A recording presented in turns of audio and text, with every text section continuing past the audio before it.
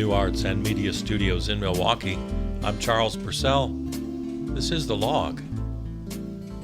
Well, of course, we have to talk about the big elections.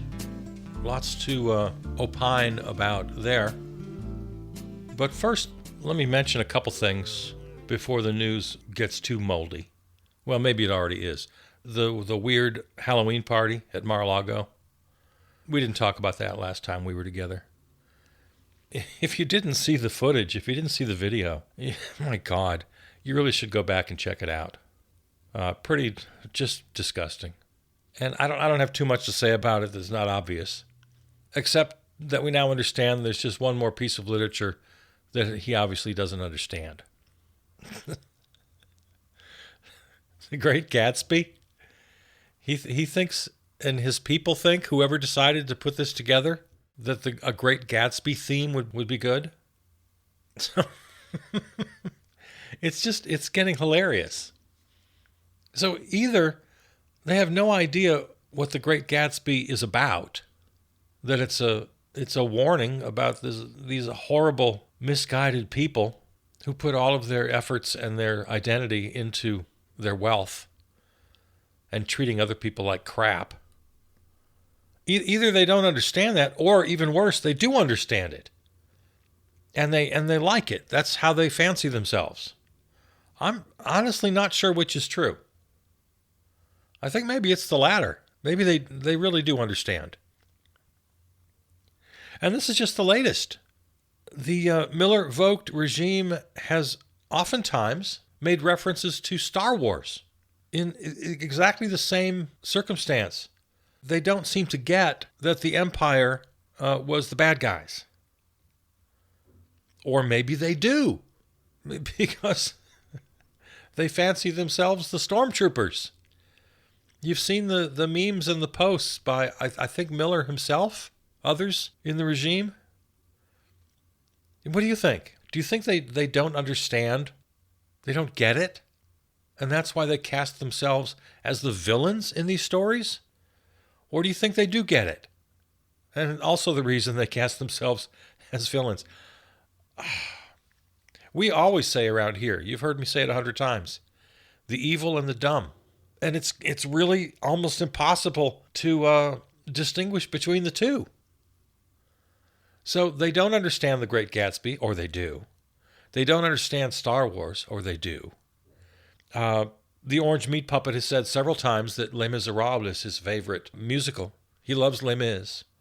And doesn't understand what that's about the power of the poor downtrodden against the evil empire, against the autocratic regime of its time. Yeah, what is it about these people? So they don't get Star Wars, Les Mis, now The Great Gatsby. I mean, what's next? Are they going to start sharing Grapes of Wrath memes? Not understanding the meaning of Grapes of Wrath? Is that next? Lord, these people. My God, these people. Okay, let's talk about the election. It was fun to watch. It was very entertaining. Of course, I had 3 or 4 different feeds going when I was bouncing around.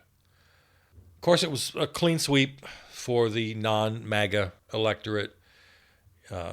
Lots of races in especially New Jersey and Virginia, because they had the high-profile governor's races, attorney generals, lieutenant governors, assembly members. Clean sweep, clean sweep, clean sweep for the non-MAGA. California, of course, with Prop 50, which passed by a mile.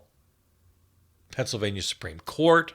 3 seats of the 5 were up and could have swung the highest court in Pennsylvania, a major swing state, could have swung it to the conservative side, but nope, they held on to all 3 liberal seats. So that's great. Georgia had a couple of statewide seats that went blue, mayors in Cincinnati and Detroit, elsewhere. Voters in Maine rejected a voter suppression law, very good. Also passed a red flag law regarding gun safety, very good. Colorado had propositions on their ballot regarding school meals, which They passed, and funding those programs would require taxing higher earners. Very good. So just everywhere, clean sweep across the country, except Texas. Oh my God, Texas is so weird. They had like 17 different propositions on the ballot. Most of them were about reducing taxes. They're just, I don't know what's going on in Texas.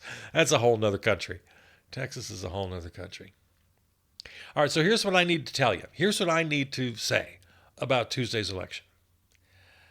MAGA, the Miller-Volk regime, and the orange meat puppet are so incredibly repugnant that I was not surprised by the results here. I was happy, but not surprised. Democrats across the board. Now, in a better world, we'd have lots of Greens and independents and democratic socialists and social anarchists. We'd have all sorts of different people winning, not the capital D Democratic Party. But in this time we live in, I'm very happy to be in a coalition with the rest of the non-MAGA folks. Nobody's harder on capital D Democrats than I am. But I'm happy to be in a coalition that includes them when it comes to defeating MAGA. So let's be real clear about where we are today. I caution you against getting all excited about the Democratic Party again. I mean, come on. How many times can you do Lucy in the football? Sure, be happy. When a baseball team wins the pennant, they celebrate. Fine. They spray champagne all over each other. But they're still in the playoffs. They still have wins. That's what happens in the playoffs. You celebrate your win, and then you get back to work. You don't just lay back and say, well, we did that. Okay, so that's where we are today. Go ahead, celebrate, feel good. I did. I felt good Tuesday night. I feel good today. So don't be satisfied. The real story here is not that MAGA was defeated. The real story is that the Democratic Socialist Mamdani defeated the establishment Democrats. He defeated Schumer. He defeated Cuomo. That's the story.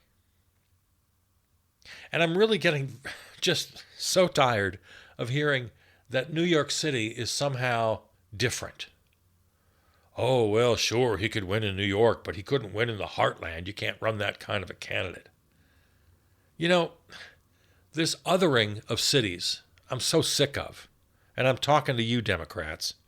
I'm talking to the leadership. I'm talking to the rank and file. I'm talking to you if you feel this way. Stop feeling this way. Stop being afraid of cities and people who live in cities. This fear of cities thing is so stupid. You hear it all the time about New York City when it comes to national politics. I hear it all the time about Milwaukee. Oh, you live in Milwaukee? How could you live in the cities? Isn't it dangerous? Aren't people weird? Yeah, get over the fear of cities. It's dumb. Everyone in America is an immigrant, not just people in cities. We're all immigrants.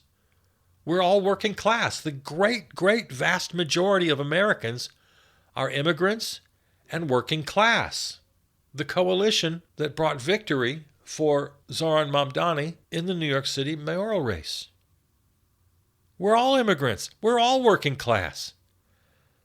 When you say that this wouldn't work in the heartland of America, what you're really saying is that heartland Americans are too white. You're saying that people in the heartland, like places I grew up down in Walworth County in Wisconsin, and name any other of hundreds of counties across the U.S. What you're really saying is that, oh, no, those people are racists. They're backwards. They're homophobic. They're Islamophobic. They're misogynist. No, the heartland, we have to worry about those votes. They'll never elect a person of color. They'll never elect a Muslim. They'll never elect a gay or trans person. They're not ready. They're not even ready to elect a woman. That's what you're saying about most Americans. I'm not saying it. You're saying it. That they can't understand their own interests. No. Stop with this ridiculous idea that what's right for New York is not right for the heartland. We're all Americans. We're all smart. We can vote in our own interests. We can vote even in each other's interests. Yeah, we're not all selfish. We're not all self-centered. We have empathy. We understand community. All of us. Well, enough of us, put it that way. Yeah, there are dumb people, there are stupid people, there are mean people. Of course there are.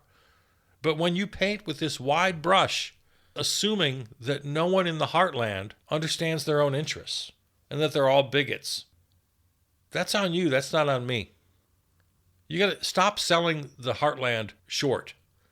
Stop selling the country short. Stop selling voters short. I mean, it's my side.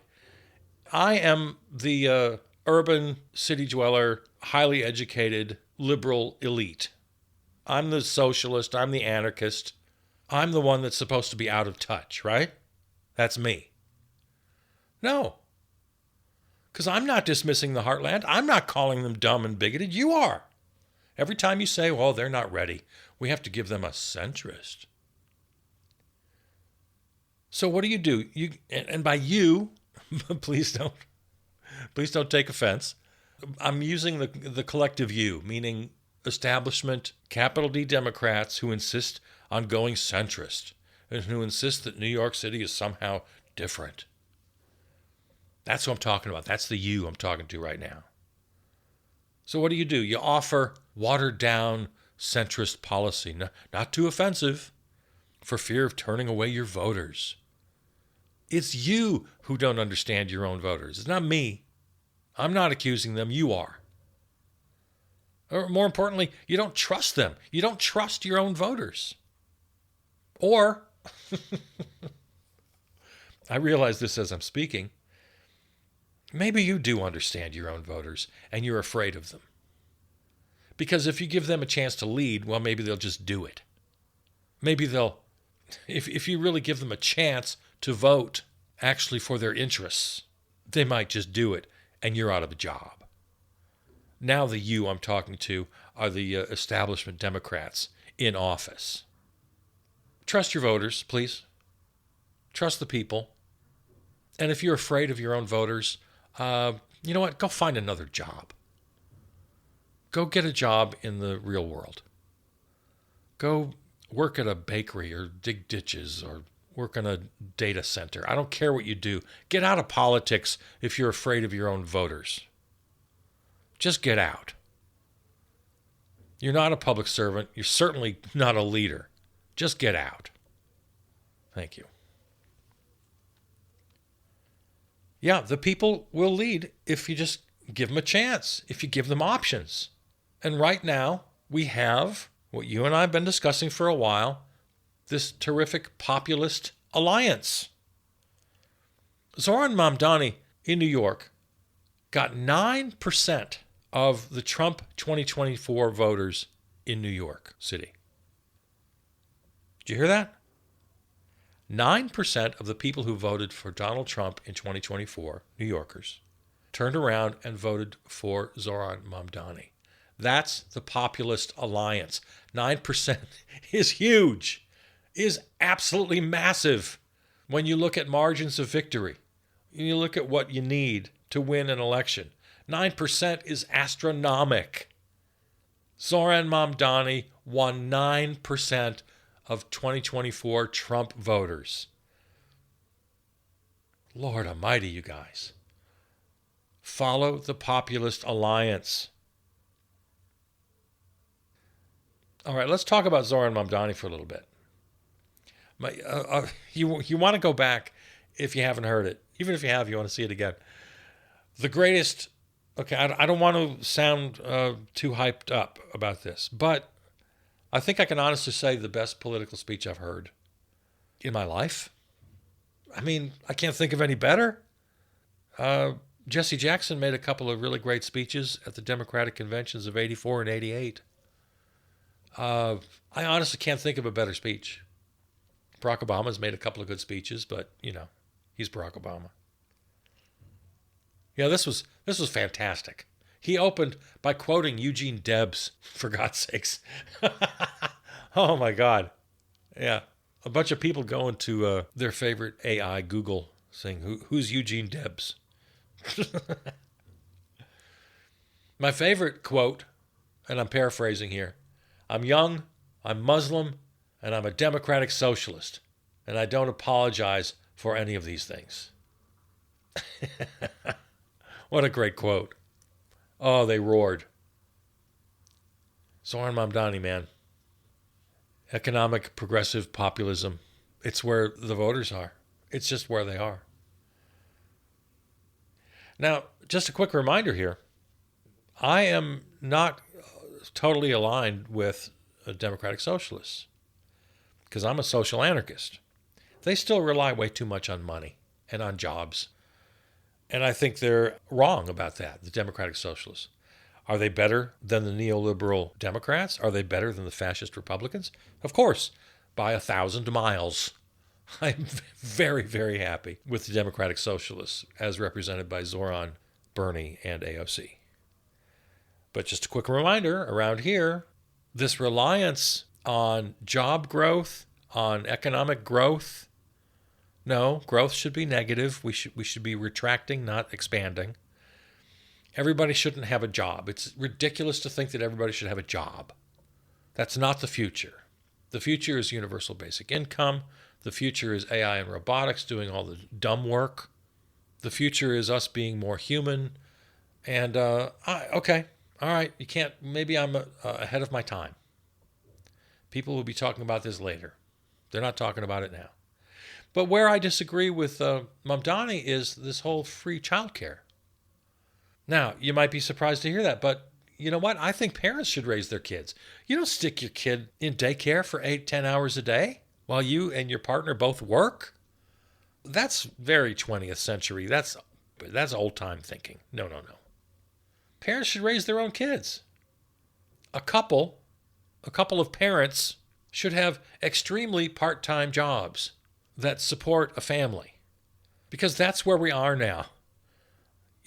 Work maybe 10 hours a week, and that job should support a family.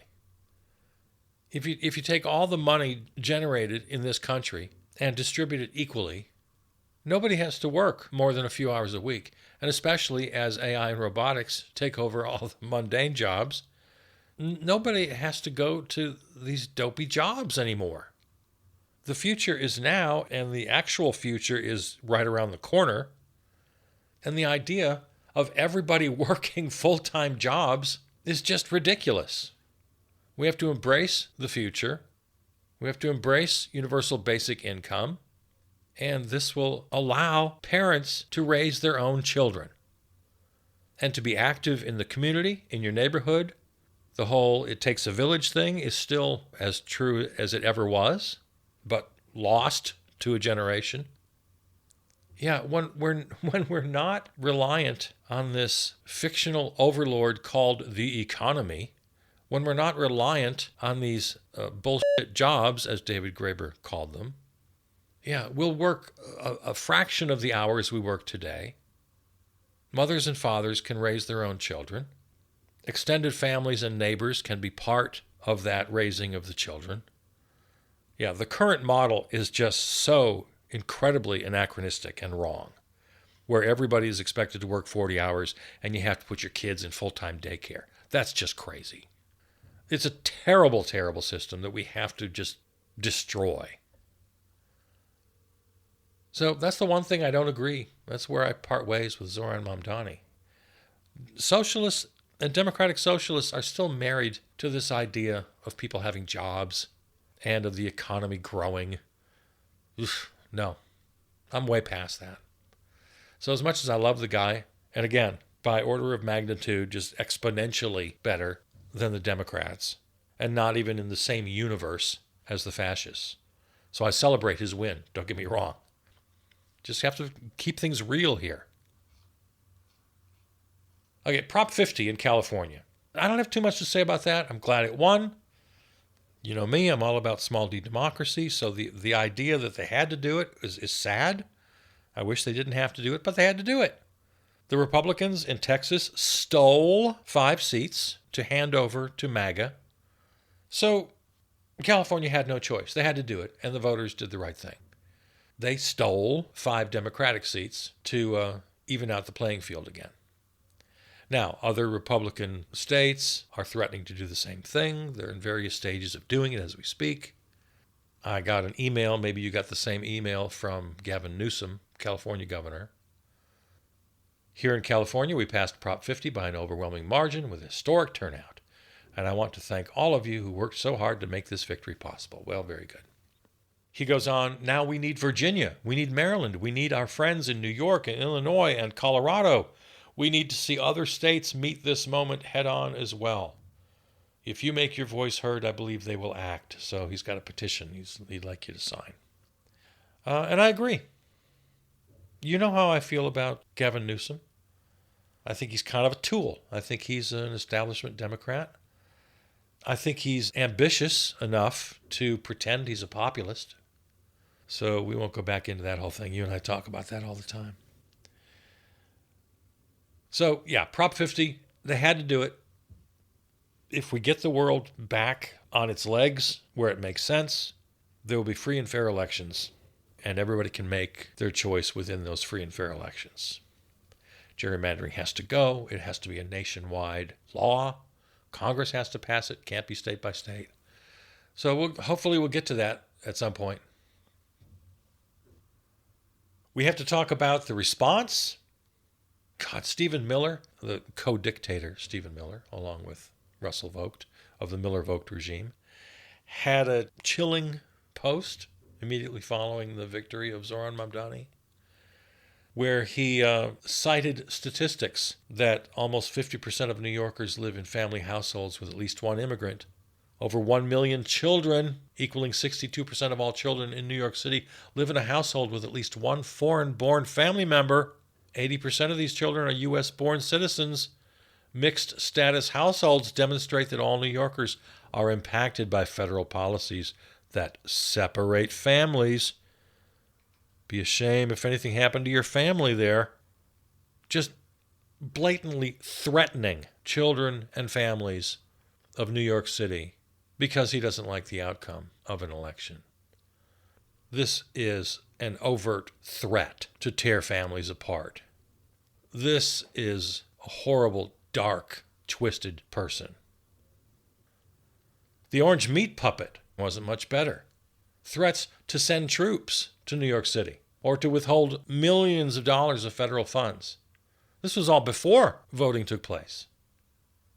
Of course, those kinds of threats that are conditional on election results that he favors, well, of course, that's illegal. Just add that to the list of impeachable offenses. It's not just wrong or distasteful, it's illegal. It's unconstitutional. You can't tamper with elections by threatening to withhold funds or to send military troops to an American city.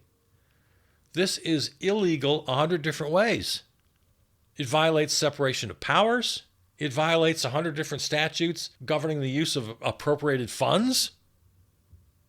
This is raw, naked, political coercion. It's unconstitutional. It's illegal. By the way, Alina Habba, one of the regime's legal goons, was also making preemptive threats. The orange meat puppet's response immediately following election results were for voter reform, quote unquote, voter reform, yelling at Republicans to end the filibuster and with their 51 votes in the Senate and their 2 or 3 vote advantage in the House to ram through so-called voter reform. And we all know what that looks like. We've been warning about that for quite a while. Now, the good news, it hasn't worked yet. Even with their greatest efforts, and according to the orange meat puppet, those efforts weren't good enough so far. They got to keep on it. But yeah, in this off-year election of 2025, it appears that we still have free and fair elections. That's the good news. Of course, the regime will say it's all rigged, and they have said that, of course. But the whole point is that they want rigged elections. Every accusation is a confession. We know this. It's become somewhat trite to say it at this point. But we have to stay on this. We have to keep our eyes on the real dangers here. We have an entire year to the midterms. So here's what we have to do.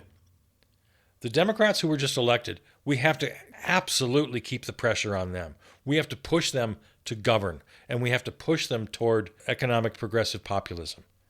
These centrist governors just elected in Virginia and New Jersey have to be pushed every day because they're going to fall into their old Lucy and Charlie Brown in the football governing of being reasonable and centrist, and the Overton window continues to shift to the right, and you know the whole story.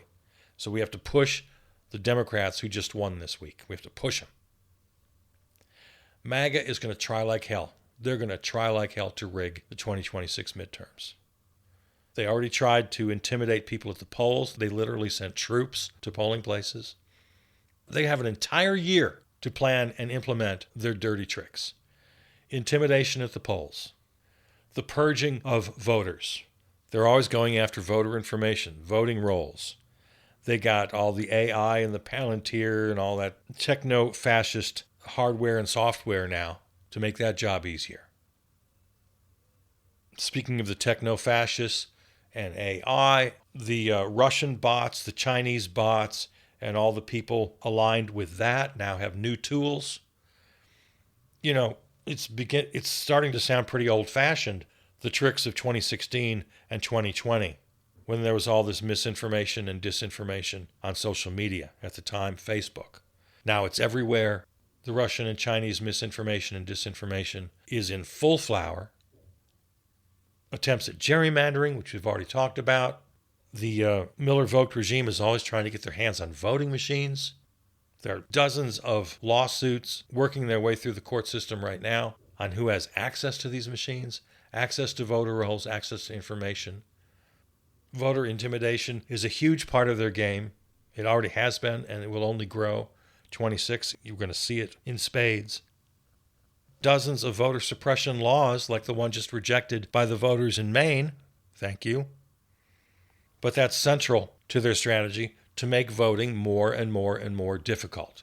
Voter suppression laws, already passed, still being considered, still being proposed. So we have a full year where we have to remain vigilant. Feel good about what happened, but oh my God, they have a full year to make the 26 midterms basically disappear. Everybody still goes to vote, but now we're living in Putin's Russia or Orban's Hungary, and that election means nothing. Those votes mean nothing because it's all rigged ahead of time. It didn't happen this time. That's the great news. We have to work like hell to make sure it doesn't happen a year from now. All right, let's bring this program to a close, as always, by reminding you that this and all episodes can be heard at the website charlesburcell.com or on your favorite podcast platform. Follow us on Blue Sky and Substack. Thanks to our flagship terrestrial station, River West Radio in Milwaukee. Peter Donalds wrote and performed our theme song. All right, there it is. I love you. See you out there.